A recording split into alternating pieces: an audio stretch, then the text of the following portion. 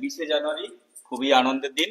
আমরা আমাদের মধ্যে পেয়েছি আমাদের আজকের ভারপ্রাপ্ত অধ্যক্ষ ম্যাডাম প্রফেসর ডক্টর শ্রীমতী পণ্ডিত, অ্যাসোসিয়েট প্রফেসর, বাংলা ভাষা ও সাহিত্য বিভাগের অধ্যাপিকা। উনি আজকে কলেজের ইনচার্জে আছেন এবং আজকে আমাদের বুক এক্সিবিশন শুরু হচ্ছে।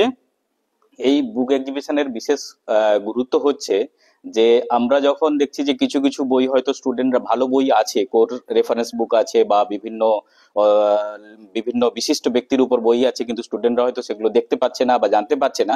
এক্সিবিশনের মাধ্যমে সেই বইগুলো কিন্তু তাদের সামনে তুলে ধরার জন্যই কিন্তু আমরা প্রত্যেক বছর এই ধরনের বুক এক্সিবিশন করে থাকি। এবছরও আমরা করছি, যেহেতু জানুয়ারি মাস, আমাদের পরমহংস যোগানন্দের জন্মদিন 5 জানুয়ারি, 12ই জানুয়ারি হচ্ছে স্বামী বিবেকানন্দের জন্মদিন।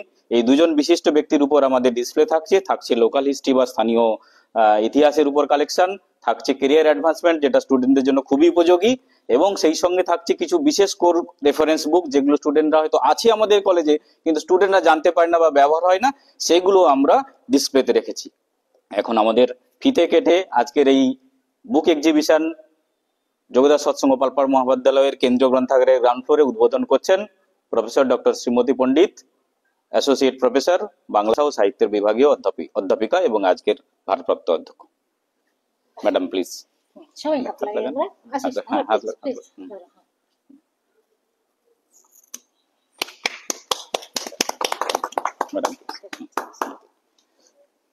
ফিতে কেটে আমরা গ্রাউন্ড ফ্লোরে প্রবেশ করলাম।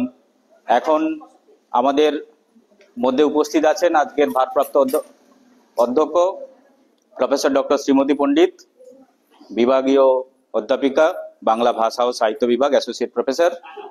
আছেন departmental head, department of philosophy, professor doctor Mrinal Kanti De মহোদয়, এবং আছেন আমাদের লাইব্রেরিয়ান ডক্টর আশিস মাইতি। আমরা এখন এই বুক এক্সিবিশন যে হয়েছে, কি কি বিষয় হয়েছে সেটা বললাম। এখন ম্যাডাম এই এক্সিবিশন সহ আরো ছাত্রছাত্রী এবং যারা আসবে বা আমাদের যারা ফ্র্যাটার্নিটি অব দ্য যোগদাস সৎসঙ্গ পালপাড়া মহাবিদ্যালয়ে যারা আছেন তাদের উদ্দেশ্যে কিছু বক্তব্য রাখবেন।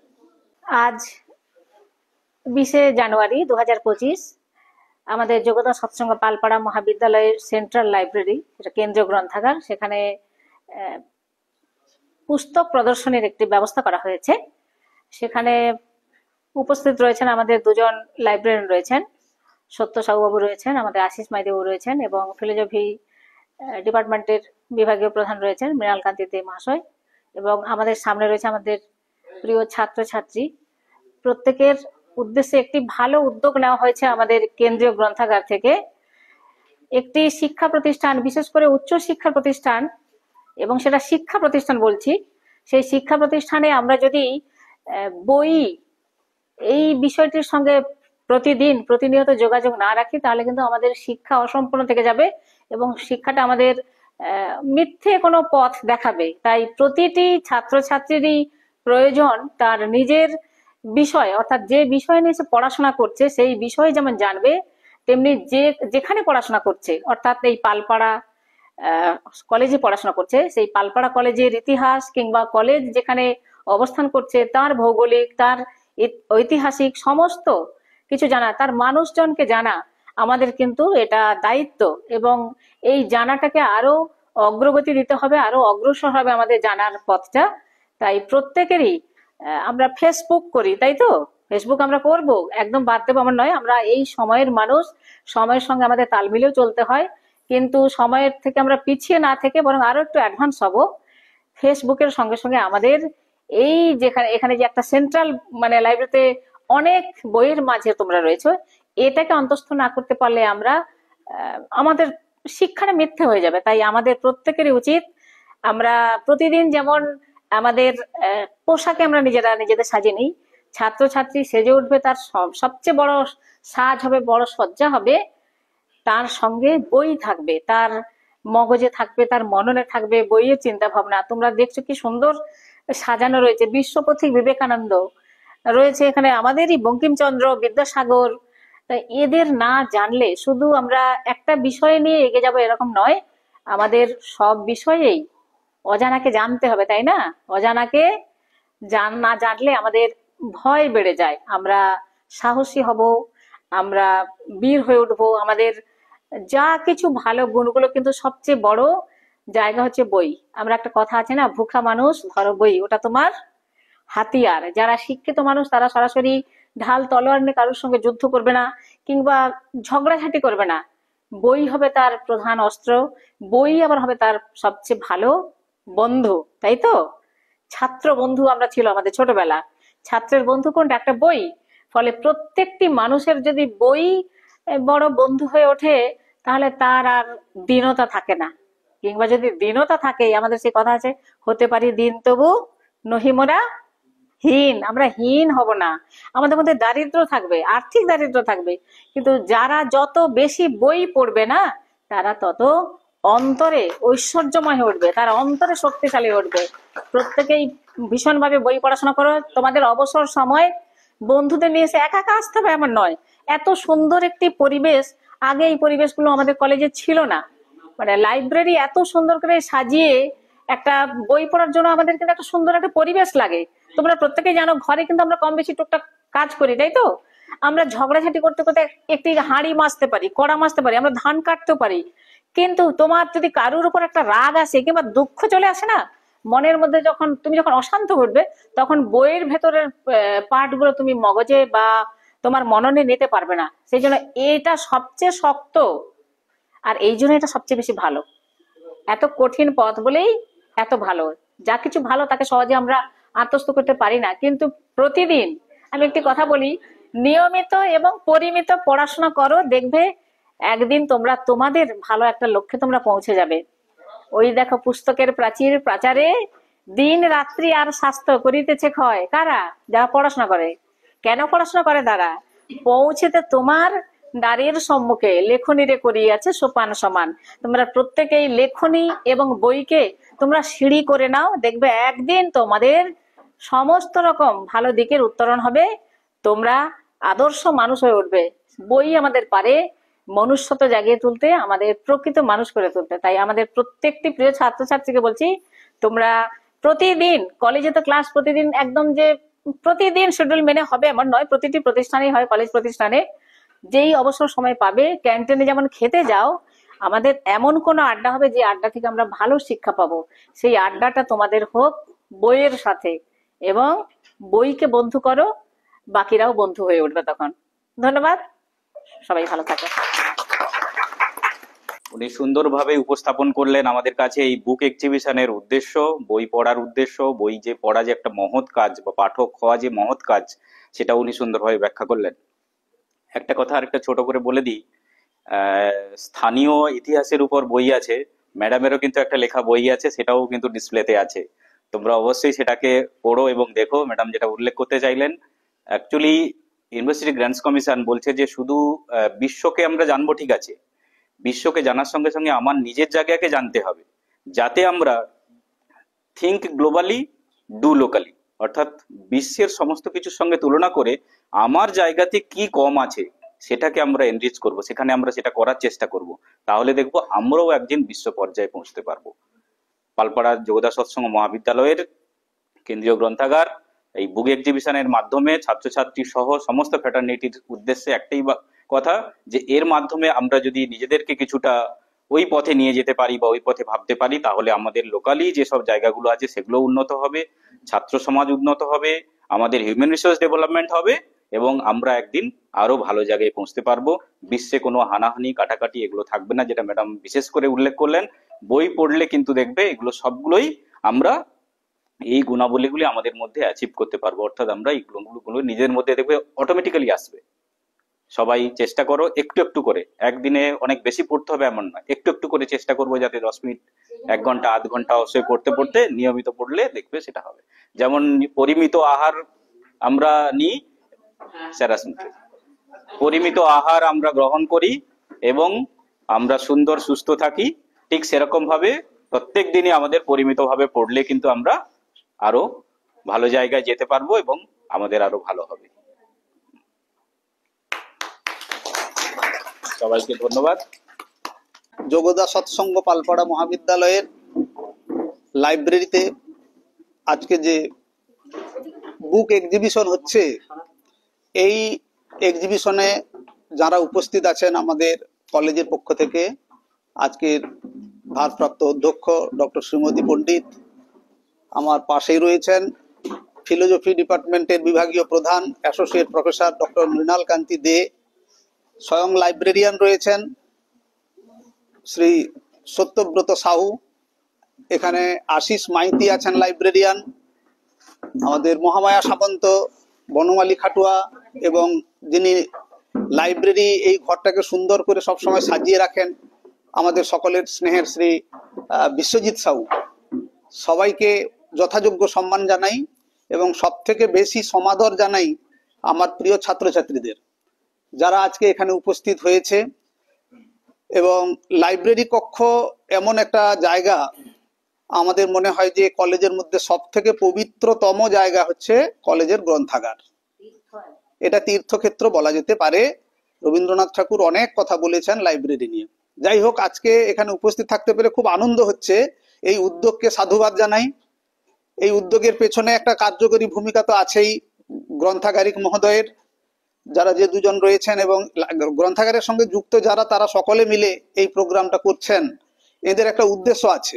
উদ্দেশ্যটা হচ্ছে যে ছাত্রছাত্রীরা যাতে লাইব্রেরির দিকে তাদের মনোযোগ বৃদ্ধি পায়।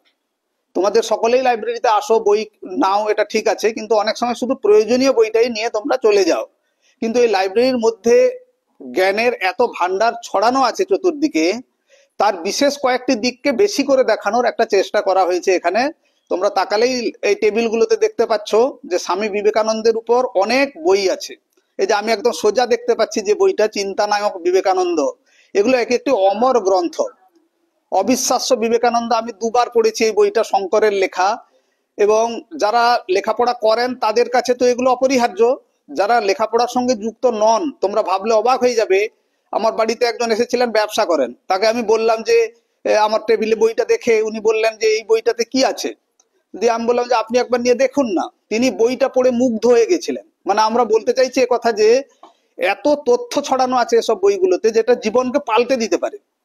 শুধু সিলেবাস কেন্দ্রিক লেখাপড়া করলে তো হবে না, তার সাথে সাথে সিলেবাসের বাইরে মানুষ হওয়ার জন্য লেখাপড়া করাটা তার থেকে বেশি জরুরি। আজকে যে তিনটে বিশেষ আইটেম দেখানো হচ্ছে এখানে, একটা হচ্ছে স্বামী বিবেকানন্দের উপরে, আর ঋষি বঙ্কিমচন্দ্রের উপরে, আর লোকাল হিস্ট্রির উপরে, আঞ্চলিক ইতিহাসের উপরে, এই তিনটেকে বেশি করে হাইলাইট করা হয়েছে। তো স্বাভাবিকভাবে এই তিনটি বিষয়কে কেন হাইলাইট করা হলো তার তো নির্দিষ্ট কারণ আছে। বিবেকানন্দের ব্যাপার তো জানো যে তিনি মাত্র 39 বছর 5 মাস 24 দিন বেঁচে ছিলেন, কিন্তু তিনি যে জীবন আমাদের দিয়ে গেছেন, অনন্ত যুগ যুগ ধরে তাকে অনুকরণ করেও মানুষ শেষ করতে পারবে না। আর ঋষি বঙ্কিমচন্দ্র, তার সম্পর্কে আমরা যত বেশি জানবো, আমাদের জাতিবোধ, আমাদের মানব সত্তা তত বেশি উৎকর্ষের পথে অগ্রসর হবে।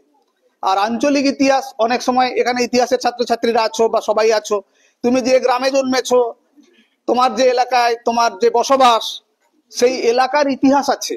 তোমার পাশে যে দেব মন্দির আছে, তোমার পাশে যে মানুষ কুটির শিল্প, হাতের কাজ করেন যারা যুগ যুগ ধরে, তারা লেখাপড়া তো করেননি, অনেকে শাঁখের কাজ করেন, হাতের হস্তশিল্পের কাজ করেন, অনেকে মুখে মুখে গান করেন, নাচ করেন, তারা হয়তো যুগ যুগ ধরে এটা করে আসছেন, তাদের যে ঐতিহ্যের পথে সেটা চলছে, কিন্তু প্রশিক্ষিত তারা নন সেইভাবে। অথচ তাদের মধ্যে কি অসম্ভব প্রতিভা আছে। প্রত্যেকটি অঞ্চলের নিজস্ব ইতিহাস আছে, সেই ইতিহাসের গরিমা আছে। কিন্তু আচ্ছা আচ্ছা, আমরা ভুলে যাই সে কথা। আমরা মনে করি ইতিহাস মানে রাজা বাদশাদের ইতিহাস, ইতিহাস মানে ইউরোপের ইতিহাস, নেপোলিয়ানের যুগ, হিটলারের যুগ, বা আমাদের দেশে আকবরের শাসন ব্যবস্থাই হলো ইতিহাস। কিন্তু না, আমাদের অঞ্চল ভেদে যে ইতিহাস সেটা খুবই গুরুত্বপূর্ণ। তাকে রিজিওনাল হিস্টোরি বলা হয় বা লোকাল হিস্টোরি। আমাদের লাইব্রেরির পক্ষ থেকে সেই আমাদের যে পটাশপুর, ভগবানপুর, সবং, এই সব এলাকার বা 2 মেদিনীপুরের অঞ্চল ভিত্তিতে নানা ধরনের গ্রন্থ লেখা হয়েছে। সেই গ্রন্থগুলোকে কালেক্ট করা হয়েছে। এই গ্রন্থের মধ্যে তুমি যে গ্রামে থাকো তার নামও দেখতে পাবে। দেখবে এখানে একটা স্থান নাম সমীক্ষা বলে একটা বই আছে, মেদিনীপুরের স্থান নাম। তো হ্যাঁ, বঙ্কিম বিহারী মাইতি আমাদের দাঁতনেরই মানুষ, তিনি দাঁতনে মারা গেছেন কয়েক বছর আগে। কি অসম্ভব কাজ করে গেছেন। এক একটা গ্রামে মেদিনীপুরের স্থান নাম এবং বইটার নাম। সেখানে প্রত্যেকটা গ্রামের, ধরো তুমি যে একটা গ্রামে থাকো, এই পালপাড়া একটা গ্রাম, এই গ্রামের নামটা পালপাড়া হলো কেন?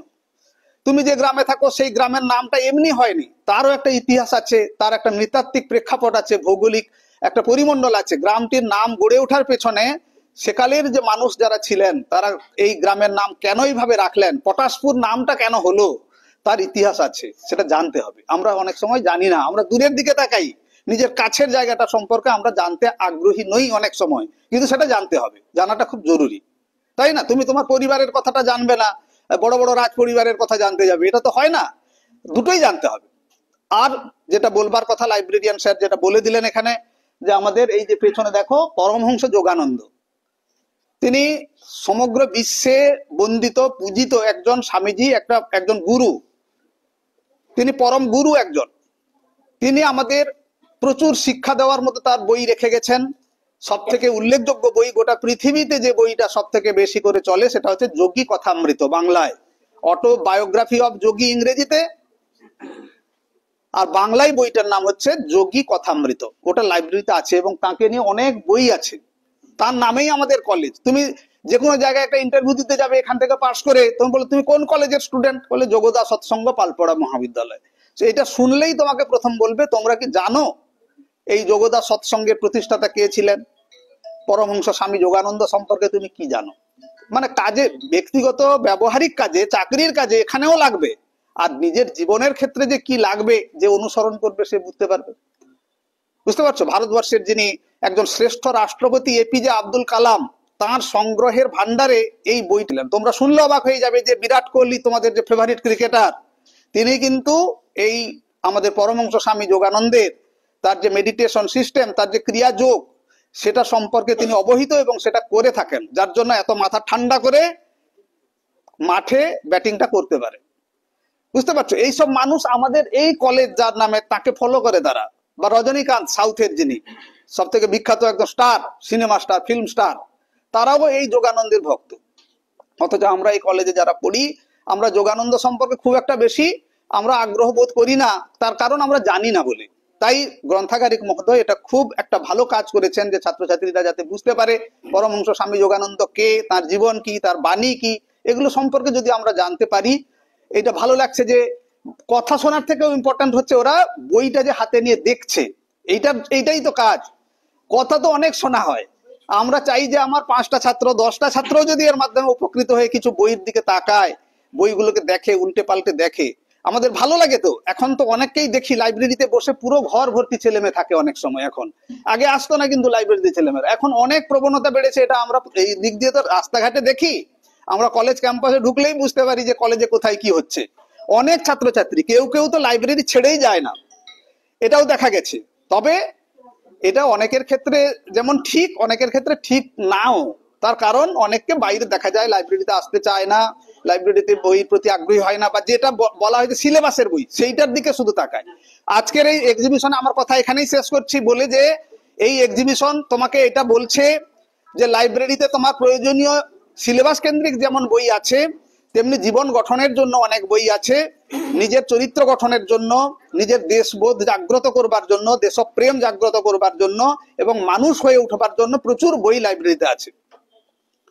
এবং যদি তুমি বলো যে কর্মক্ষেত্রে যাওয়ার জন্য, তোমার চাকরিমুখী যে জীবন সেটাকে গড়ে দেওয়ার জন্য এখানে বই আছে, পত্রপত্রিকা আছে, রেগুলার লাইব্রেরি পেছনে কলেজ কর্তৃপক্ষ, বিশেষত এখন আজকে না বললে নয় যে এখন যিনি প্রিন্সিপাল এসেছেন আমাদের অধ্যক্ষ ডক্টর প্রদীপ্ত কুমার মিশ্র, লাইব্রেরিকে উন্নত করবার জন্য ছাত্রছাত্রীদের কাজে লাগবে এমন কোনো প্রস্তাব তার কাছে গেলে সবসময় তিনি সেখানে পারমিশন দেন। যার জন্য এতগুলো পত্রিকা সামনে থাকে, তোমরা দেখতে পাচ্ছ খবরের কাগজ কতগুলো থাকে, কর্মক্ষেত্র থাকে, এমপ্লয়মেন্ট নিউজ থাকে, আরো বিভিন্ন সাবজেক্টের পত্রপত্রিকা এখানে থাকে। এখানে কি থাকে বিশেষত সেইটা ভালো করে বোঝানোর জন্য এই এক্সিবিশন। যেমন 3-4 রকমের আইটেম এখানে সাজানো আছে, এটা তো শুধু নয়। লাইব্রেরিতে এলেই যেমন তুমি শপিং মলে যখন যাচ্ছ, একটা জিনিস তুমি হয়তো দেখতে চেয়েছিলে, কিন্তু তোমাকে দেখিয়ে দেওয়া হলো অনেকগুলো জিনিস, তুমি ঘুরে ঘুরে অনেকগুলো জিনিস দেখলে, নিয়ে এলে হয়তো একটা কি দুটো জিনিস। এই দেখানোটা এটা একটা খুব বড় ব্যাপার। দেখতে দেখতে তোমার ইচ্ছে করবে যে এইটা আমি একটু নিই। তোমাদের যেমন হয় দোকানে গেলে, বই তো তোমাদের হচ্ছে ছাত্রছাত্রীদের কাছে বই যেখানে থাকে, যেটা দিদিমণি একটু আগে বললেন না, তোমাদের ম্যাডাম বললেন যে এটা হচ্ছে সব তীর্থক্ষেত্র তোমার। তো তীর্থক্ষেত্রে তোমরা আসবে এবং নিজেকে পবিত্র করবে, নিজেকে সমৃদ্ধ করবে, এটাই আমাদের প্রত্যাশা। এটা না বলে পারছি না যে আমাদের যেটুকু জায়গা জীবনে তৈরি হয়েছে, আমাদের এখানে যারা আমরা বসে আছি এদিকে, লাইব্রেরি কিন্তু আমাদের সবসময় বন্ধু ছিল। আমরা যেসব পরিবার থেকে লেখাপড়া করতে এসেছিলাম, কলেজে যখন আমরা যাই, আমরা ছেঁড়া চটি পরে যেতাম, খালি পায়ে পায়ে হেঁটে হেঁটে কলেজে যেতাম, কিন্তু আমাদের বাঁচিয়েছিল লাইব্রেরি, লাইব্রেরিয়ান এবং লাইব্রেরি। সেখান থেকে আমরা বই নিতাম আর পড়তাম। এই বই পড়তে পড়তে পড়তে পড়তে আমরা যেটুকু মানুষ হওয়ার, যেটুকু লেখাপড়া করবার আমরা যে করেছি আমাদের জীবন গঠনে, লাইব্রেরির একটা খুব বড় ভূমিকা ছিল। এইটা তোমাদের খুব অন্তর দিয়ে তোমাদের বলে গেলাম, কেননা আজকে তোমাদের দেখে আমাদের মনে পড়ছে যে আমরা যখন তোমাদের মতো ছিলাম ওই লাইব্রেরিতে আসতাম, লাইব্রেরিতে বই পড়তাম, কেননা আমাদের বই কিনবার সামর্থ্য ছিল না, বই কিনবার সামর্থ্য ছিল না, গায়ে পোশাক দেওয়ার মতো সামর্থ্য ছিল না। একটা সময় ছিল আমাদের, কিন্তু তখন আমরা লেখাপড়াটাকে কিন্তু ছাড়িনি, এটাকেই ব্রত করেছিলাম জীবনের। এবং আমাদের পাওয়ার মতো তো কিছু ছিল না, আমরা গ্রামের কলেজে, তোমরা যেরকম গ্রামের কলেজে পড়ছো আমরাও সেইভাবেই পড়েছিলাম, কিন্তু আমাদের কলেজের যে লাইব্রেরি ছিল, সেই লাইব্রেরি এবং লাইব্রেরিয়ান তাদের কাছে আমরা চিরকৃতজ্ঞ। কেননা ছুটির সময় লাইব্রেরিয়ান জানেন, লাইব্রেরিয়ান একটা অ্যাওয়ার্ড দেন, দেখবেন তোমার বেস্ট ইউজার অ্যাওয়ার্ড, তিনি লক্ষ্য রাখেন, এখানে যারা আছেন তারা লক্ষ্য রাখেন কে সব থেকে বেশি করে লাইব্রেরিতে আসে, বেশি করে বই ব্যবহার করে, তিনি লক্ষ্য রাখেন সেটা। আমাদের লাইব্রেরিয়ান অ্যাওয়ার্ড দিতেন না, কিন্তু যা দিতেন তখনকার দিনে এসব সিস্টেমই ছিল না। তিনি বলতেন যে ছুটি থাকবে 1 মাস পুজোর ছুটি, তুমি তো সব দিন লাইব্রেরিতে এসে পড়ো, তুমি বা তোমরা আমাদের মতো কয়েকজন ছেলে মেয়েদের বলতেন তোমার যতগুলো বই লাগবে নিয়ে যাও, ছুটির মধ্যে তুমি বাড়িতে পড়বে।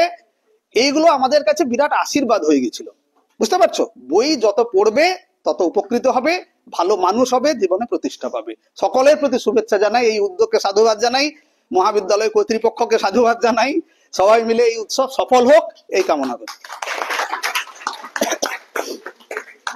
অনেক ধন্যবাদ স্যারকে, বাংলা ভাষা ও সাহিত্য বিভাগের বিভাগীয় প্রধান ডক্টর মৃণাল কান্তি দাস মহোদয়কে সুন্দরভাবে ব্যাখ্যা করলেন। আর ম্যাডাম অলরেডি হচ্ছে, ম্যাডাম পারমিশন দিলে তবে আজকে এই অনুষ্ঠান মাধ্যমে সেটা তো রেকর্ডিং হলো না। সবাইকে ধন্যবাদ। বিশেষ করে আমাদের বাংলা ভাষা এবং বিভাগীয় বাংলা ভাষা ও সাহিত্য বিভাগ থেকে এসেছেন বিভাগীয় প্রধান ডক্টর মৃণাল কান্তি দাস মহোদয়, আছেন বনমালী খাটুয়া মহোদয়, আর ফিজিক্যাল এডুকেশন থেকে আছেন মহামায়া দিন্ডা মহোদয়া, ফিলোসফি ডিপার্টমেন্ট থেকে আছেন ডক্টর মৃণাল কান্তি দে মহাশয়, আর ম্যাডাম তো আছেনই। অসংখ্য ধন্যবাদ সবাইকে, আর বিশেষ করে ম্যাডামকে সুন্দরভাবে ব্যাখ্যা করার জন্য এই বুক এক্সিবিশনের ব্যাপারে এবং সময় দেওয়ার জন্য অনেক ধন্যবাদ ম্যাডাম।